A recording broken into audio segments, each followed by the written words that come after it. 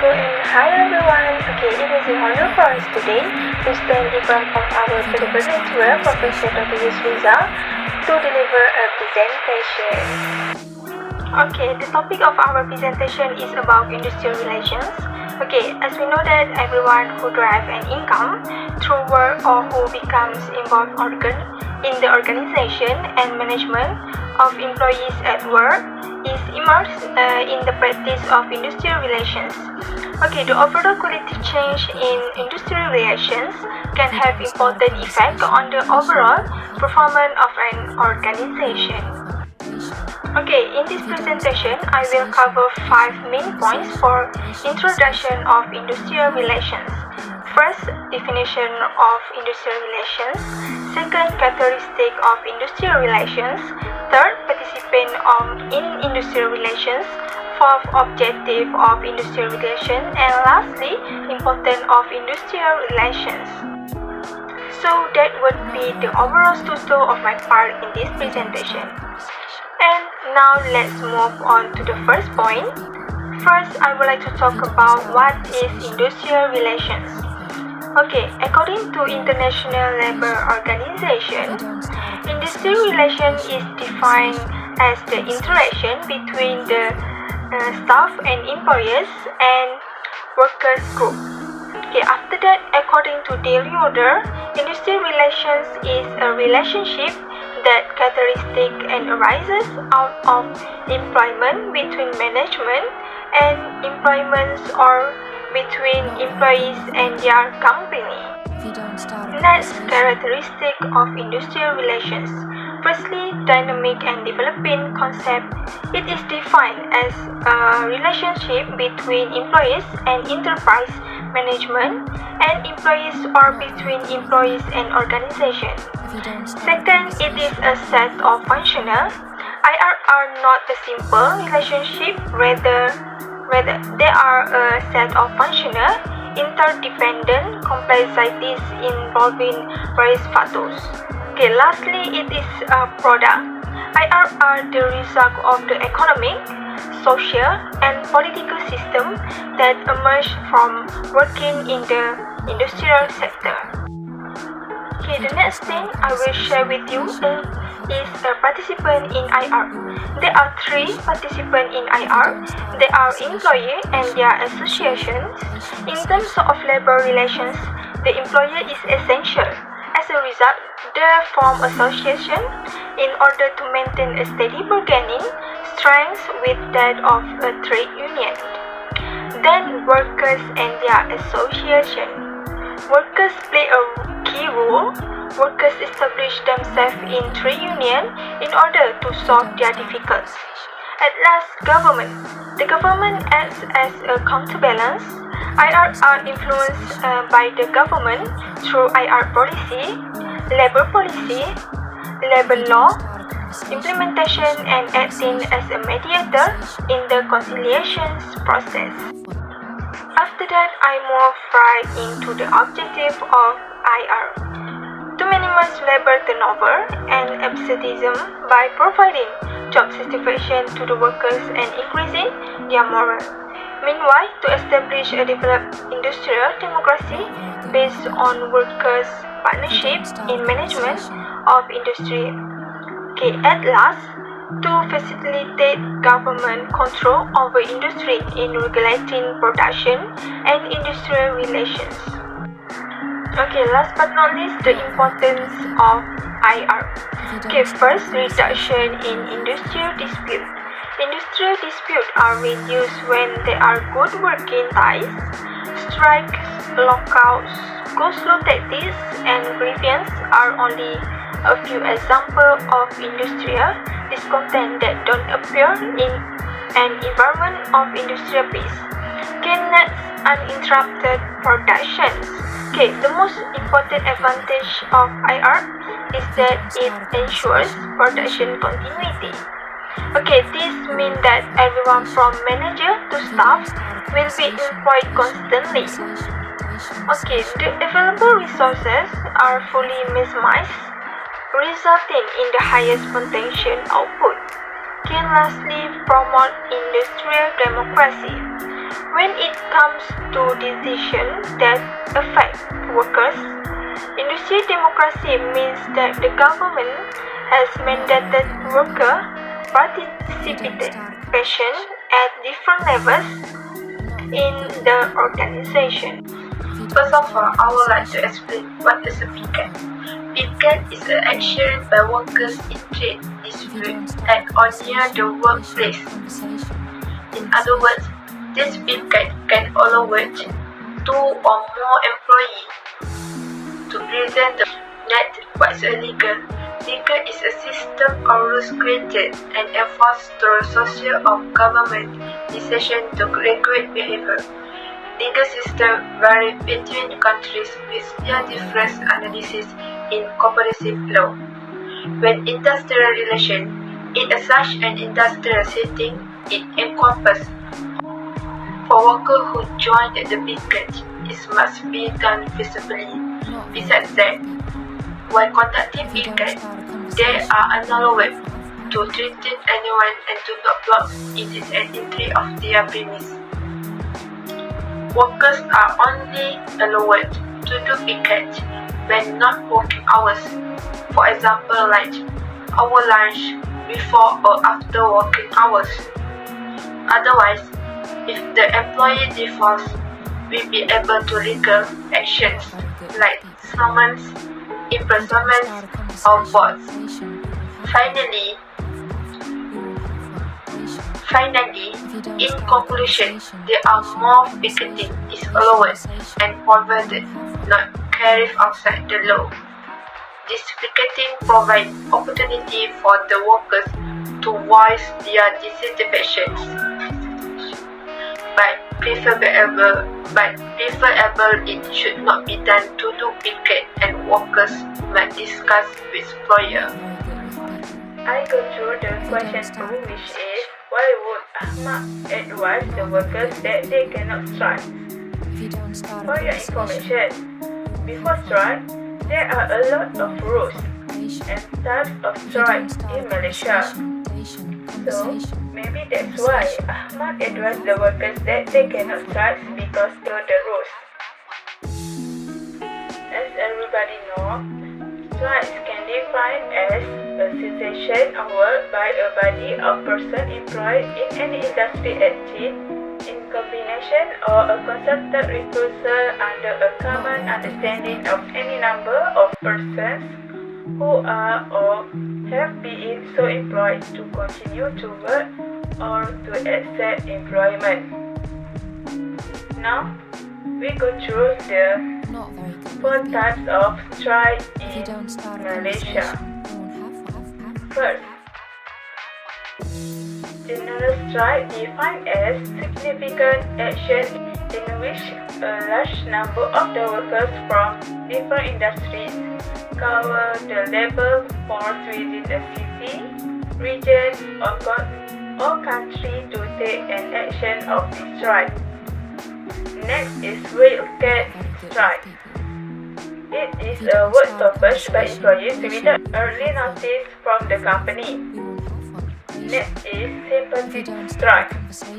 This is solidarity action occurs when a different branch wants to support another group in this quarrel. And last but not least is sit-down and sit-in strike. It is defined as labor strike employed at the company takes an unsanctioned ownership of a workplace by sitting down at their sections. To conclude this, these types of strikes are not followed by the workers. That's why Ahmad advised them to not do these strikes, because if they go through, there are a side effect and can be taken by the law. Assalamualaikum.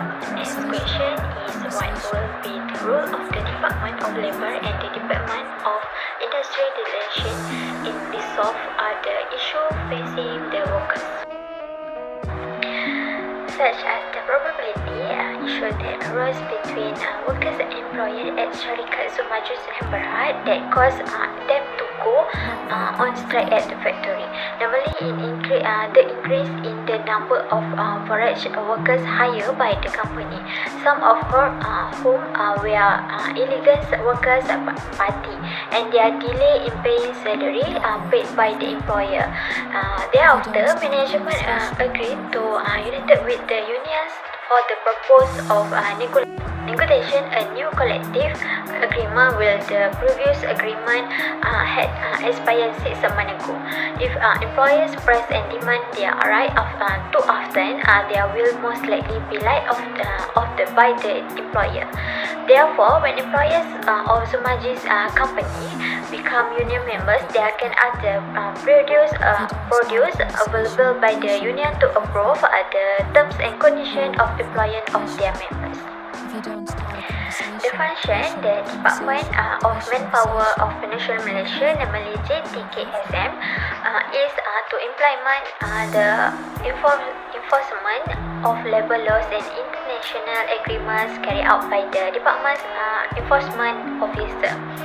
Next, the role of review, drafting and redesigning amendments to Labour Acts, regulation and order enforced from time to time. In this case, to avoid misunderstanding between employers in Syarikat Zumaju and employees with the old law and labour law also need to be renewed in line with the latest technology change.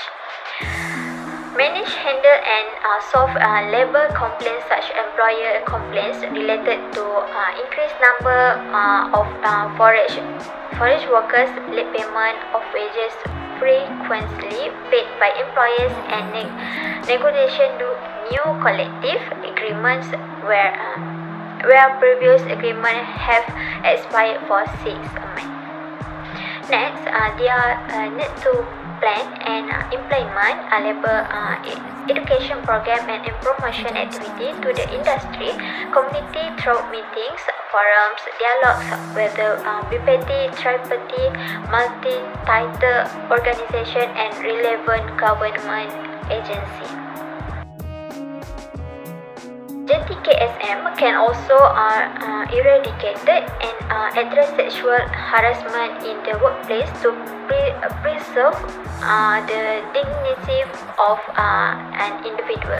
By managing the affair of management service, financial and the implementation of curriculums and personnel and financial matters enforced, the Department of Manpower Peninsula Malaysia has the right and ensure that all payment and position to be received by employers are given in accordance with the prescribed rates.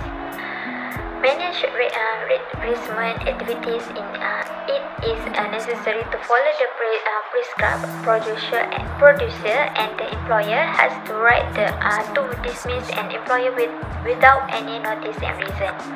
The function of the Department of Industry Relations Malaysia is not much different from the function of Department of Manpower Peninsula Malaysia, which is to monitor the develop and trends of industrial relation in the country to help the government review the national industry relation policy in particular and the national labour policy in general from time to time. Coordinate the relationship between employer organisation to foster and maintain a cooperative relationship between the three parties, namely between the government, the employer of Syarikat Zumaju and employees of Zumaju in the field of enterprise relation. The SRC also works by advising employers, employer, organization and employee engagement for good health enterprise relation practice at Zumaju company so that their work in positive and health groups. The SRC function can also help employees resolve problems arising from unfair action by employers such as payment salary, annual leave and so on. The function played by the Department of Industry Relations Malaysia is responsible for creating an atmosphere of positive and a harmonious industrial relation between employers and employees, and their trade unions to maintain their invest climate and employer well-being. Formed by employees in companies or organizations where membership is limited to employees in a particular company. Employees of statutory bodies and local authorities are restricted by law to forming this type of union. Most national unions believe that the internal unions are not independent of employers and do not have the power to properly represent employees in their companies. That's all from me. Thank you. Hi, my name is Nurlana Shamimi binti Muhammad Yusuf. I would like to present about roles of human resource manager. Firstly, what is human resource management? Human resource management is an activity found in an organization, whether they are business or service oriented, large or small. According to Maimunah Aminuddin, human resource management can be defined as the development and implementation of systems in an organization designed to attract, develop, and retain a high-performing workforce. What is role of human resource manager? The first is human resource manager need to do some observation on employees. Through observation, they can find out the problems and dissatisfied things faced by employee. The example of dissatisfaction in Syarikat Zumaju are recruitment of foreign workers, late payment salaries, and refuse to listen the complaints. So, human resource manager can communicate with those who are involved and providing all the available facts to solve the problem.